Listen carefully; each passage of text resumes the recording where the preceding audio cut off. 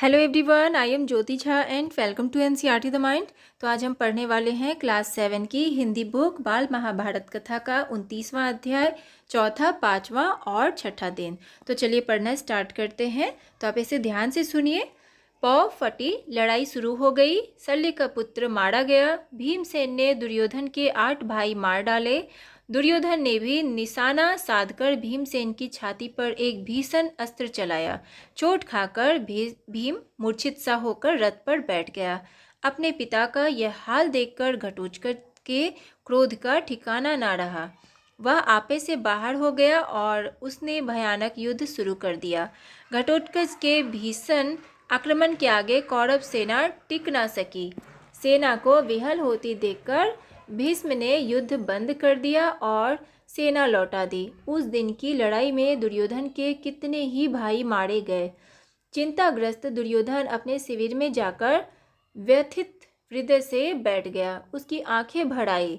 संजय कुरुक्षेत्र के मैदान का आंखों देखा हाल धृतराष्ट्र को सुनाता जाता था। वहां का बयान सुनते सुनते धृतराष्ट्र व्यथित हो जाते थे। वह दुख उनकी सहन शक्ति से भारी हो जाता था, तो वह कुछ कह सुनकर अपना शोक भार हल्का कर लेते। दुर्योधन बड़ी देर तक विचारों में डूबा रहा। इसी प्रकार सोचते सोचते उसे नींद आ गई। सुबह होने पर दोनों सेनाएं फिर युद्ध के लिए सज्जित हो गई। लड़ाई शुरू हो गई।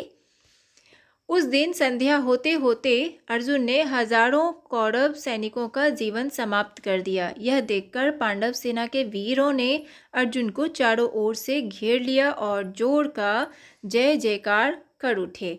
उधर सूरज डूबा और भीष्म ने युद्ध बंद करने की आज्ञा दी। दोनों ओर के थके थकाए सैनिक अपनी अपनी छावनी की ओर चले गए। छठे दिन सवेरे युद्ध छिड़ते ही दोनों तरफ की जनहानि बड़ी तादाद में होने लगी, पर अंत में द्रोण ने वह तबाही मचाई कि पांडव सेना के पांव उखड़ गए। इसके बाद तो अंधाधुंध युद्ध होने लगा। अंत में दुर्योधन बुरी तरह घायल हुआ और बेहोश होकर रथ से गिर पड़ा। जब कृपाचार्य ने बड़ी चतुराई से उसे रथ पर ले लिया, जिससे दुर्योधन की जान बच गई। आकाश लाल हो चला। सूरज डूबना ही चाहता था, फिर भी कुछ मुहूर्त तक युद्ध जारी रहा। सूर्यास्त के बाद युद्ध समाप्त हुआ। आज का युद्ध इतना भयंकर था कि धृष्टद्युम्न और भीमसेन के सकुशल शिविर में लौट आने पर युधिष्ठिर ने बड़ा आनंद मनाया। उनकी खुशी की सीमा ना थी। तो ये चैप्टर आपका कंप्लीट हो चुका है। तो चलिए अब प्रश्न उत्तर कर लेते हैं। तो देखिए, पहला प्रश्न है कि घटोत्कच कौन था। तो उत्तर लिखेंगे कि घटोत्कच भीम का पुत्र था। दूसरा प्रश्न, चौथे दिन के युद्ध में दुर्योधन के कितने भाई मारे गए। तो चौथे दिन के युद्ध में दुर्योधन के 8 भाई मारे गए। तीसरा प्रश्न, घटोत्कच के क्रोध का क्या कारण था। तो अपने पिता को मूर्छित देखकर घटोत्कच को क्रोध आ गया। चौथा प्रश्न, धृतराष्ट्र को कुरुक्षेत्र के मैदान का आंखों देखा हाल कौन सुनाता था। उत्तर कि संजय कुरुक्षेत्र के मैदान का आंखों देखा हाल धृतराष्ट्र को सुनाता था। पांचवा प्रश्न, युद्ध के 5वें दिन क्या हुआ। उत्तर, युद्ध के 5वें दिन संध्या होते होते अर्जुन ने हजारों कौरव सैनिकों का जीवन समाप्त कर दिया। छठा प्रश्न, दुर्योधन के भीषण अस्त्र का भीमसेन पर क्या प्रभाव पड़ा।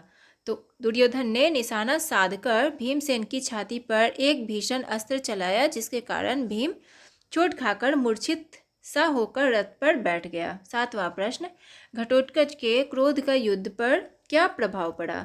तो अपने पिता को मूर्छित देखकर घटोत्कच आपे से बाहर हो गया और उसने भयानक युद्ध शुरू कर दिया।